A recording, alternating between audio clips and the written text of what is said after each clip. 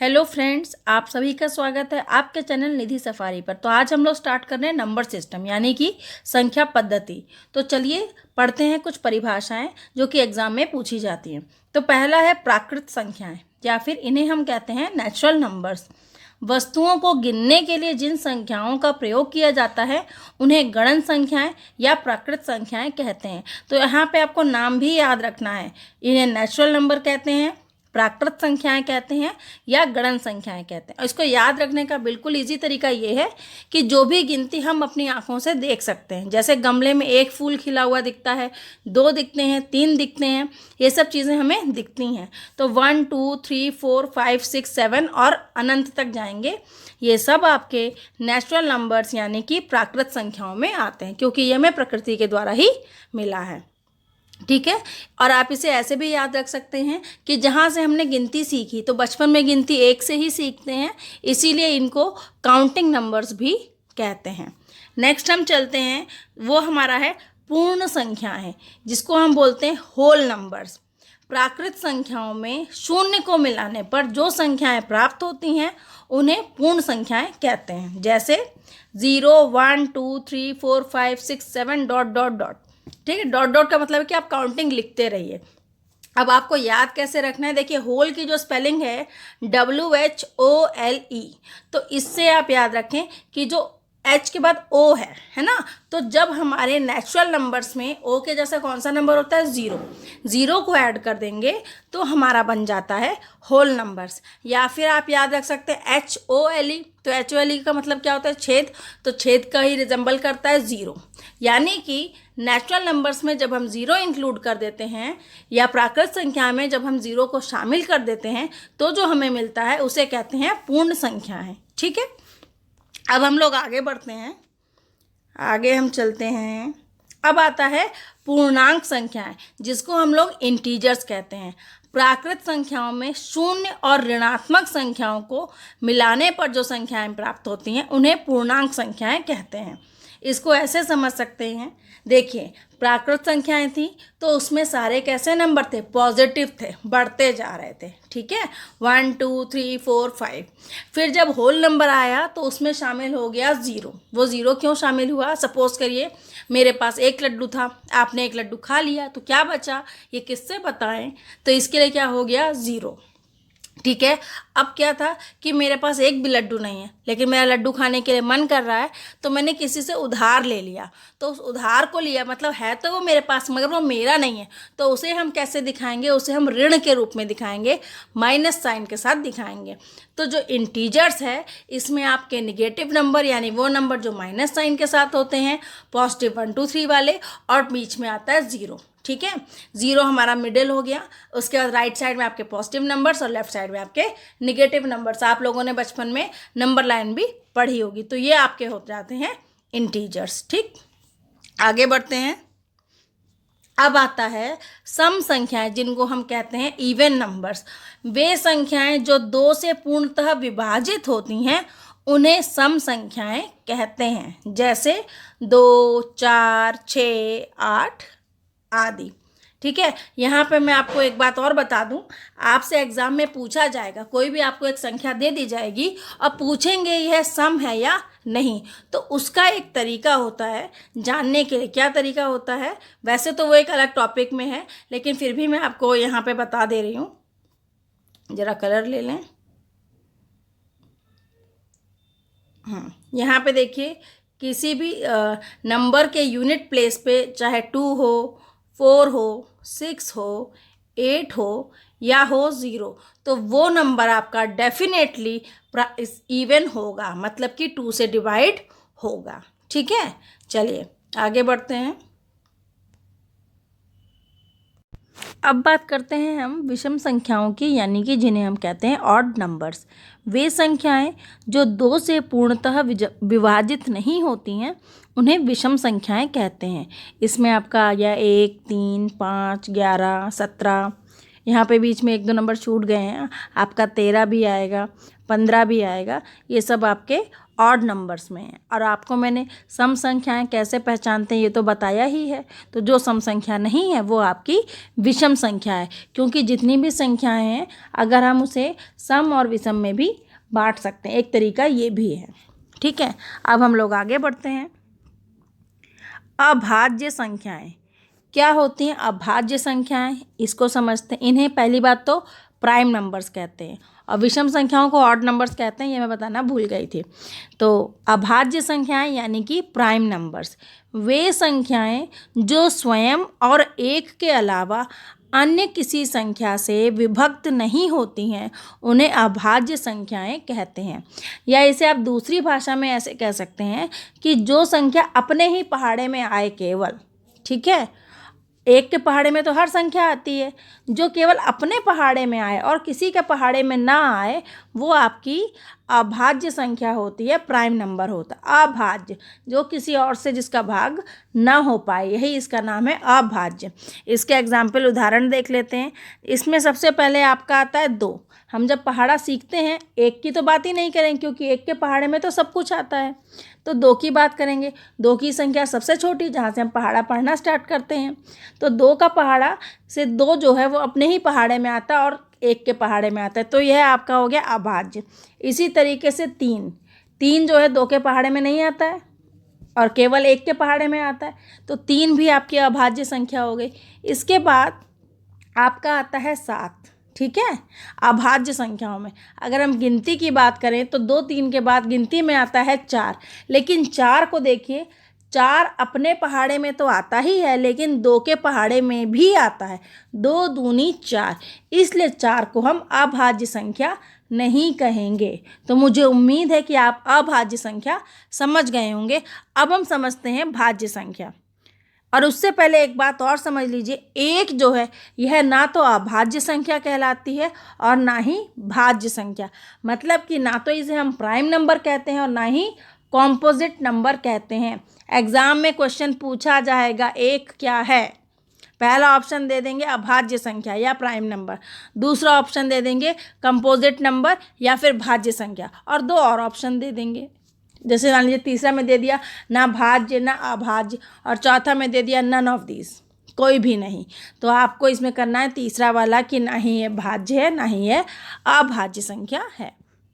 चलिए अब हम पढ़ते हैं भाज्य संख्या, जिन्हें हम कहते हैं कॉम्पोजिट नंबर। वे संख्याएं जो स्वयं और एक के अलावा अन्य किसी संख्या से पूर्णतः विभक्त हो जाती हैं, उन्हें हम भाज्य संख्या कहते हैं। जैसे मैंने आपको बताया था 4 आता है 1 के पहाड़े में, अपने पहाड़े में, और तीसरा 2 के पहाड़े में, 2 दूनी 4, यानी 1 और अपने के अलावा कोई आ गया तो वो क्या हो गया, भाज्य संख्या हो गया।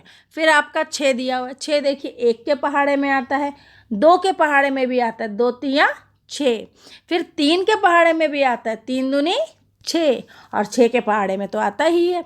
तो इस तरीके से ये आपकी हो गई हैं भाज्य संख्याएं। आगे चलते हैं। असहभाज्य संख्याएं, इसको हम कहते हैं को प्राइम नंबर्स। प्राइम नंबर हम पढ़ चुके हैं, अब हम पढ़ने जा रहे हैं को प्राइम नंबर। क्या है? जब 2 या 2 से अधिक संख्याओं में कोई भी उभयनिष्ठ गुणनखंड न हो अथवा जिसका मसा 1 हो, वे एक साथ सह अभाज्य संख्याएं कहलाती हैं। इसको थोड़ा सा सरल कर देती हूँ। हाँ, तो देखिए अब हम पढ़ते हैं असहभाज्य संख्याएं, को प्राइम नंबर्स। जब 2 या 2 से अधिक संख्याओं में कोई भी उभयनिष्ठ गुणनखंड ना हो अथवा जिसका मसा 1 हो, वे एक साथ सह अभाज्य संख्याएं कहलाती हैं। इसको आप ऐसे समझ सकते हैं, कोई ऐसा जोड़ा हो, मतलब 2 संख्याओं का समूह हो जो कि एक दूसरे के पहाड़े में नहीं आती हैं या जिनका मासा 1 है।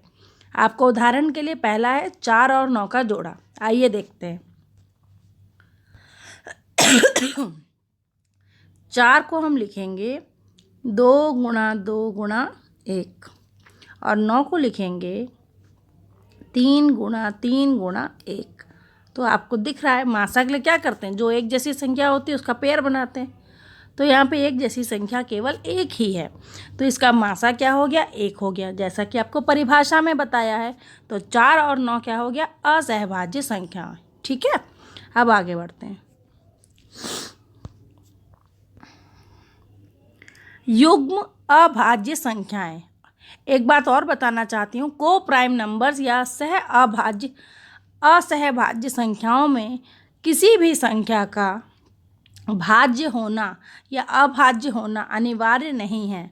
भाज्य भी हो सकती है, अभाज्य भी हो सकती है, या दोनों अभाज्य भी हो सकती है, मगर यह नहीं है कि वो है संख्या अभाज्य ही हो। जैसे 4 और 9 के केस में आप देख रहे हैं, दोनों ही संख्याएं भाज्य हैं। ठीक है, 12 और 25 के भी केस में आप देख रहे हैं, दोनों ही संख्या भाज्य हैं। 8, 9 और 12 के भी केस में आप देख रहे हैं कि तीनों ही संख्याएं भाज्य हैं। ठीक है, लेकिन जो इनका जोड़ा है या इनकी तिकड़ी है, उसका मासा 1 है। आपको सिर्फ यह याद रखना है। अब बात करते हैं युग्म अभाज्य संख्याएं। ऐसी अभाज्य संख्याएं जिनके बीच का अंतर 2 हो, उसे युग्म अभाज्य संख्याएं कहलाती हैं। उदाहरण के लिए 11 और 13, ये दोनों ही अभाज्य संख्याएं हैं और इनके बीच का अंतर 2 है। अब आगे बढ़ते हैं। तो परिमेय संख्याएं, वैसे आप लोगों से पूछा नहीं जाएगा, लेकिन फिर भी क्योंकि आप नंबर सिस्टम पढ़ रहे हैं तो थोड़ा ज्ञान बढ़ाने में कोई परेशानी नहीं है, तो यह भी जान लीजिए। इन्हें रैशनल नंबर्स कहते हैं।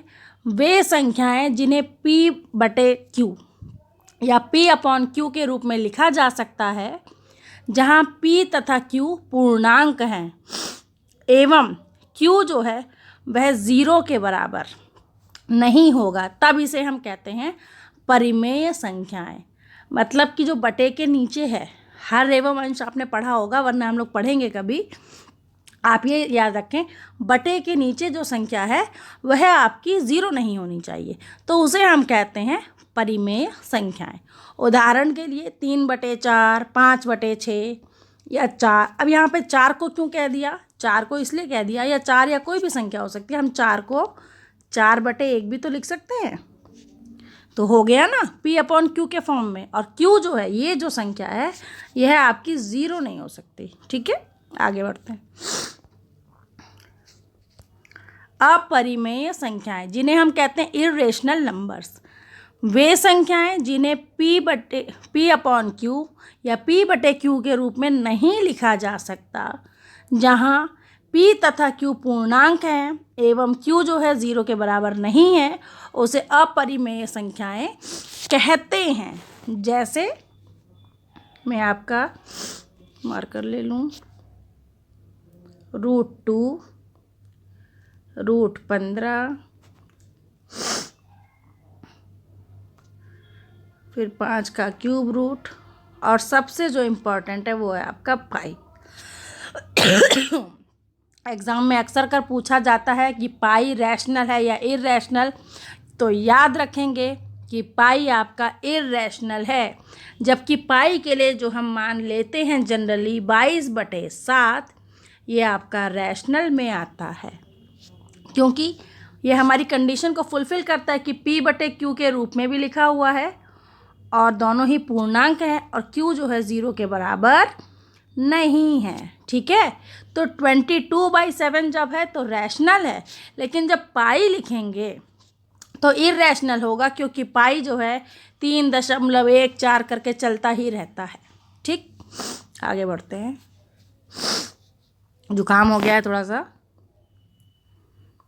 वास्तविक संख्याएं, रियल नंबर्स, सभी परिमेय मतलब रैशनल और इर्रैशनल संख्याओं का जो समूह है, उसे हम कहते हैं वास्तविक संख्या।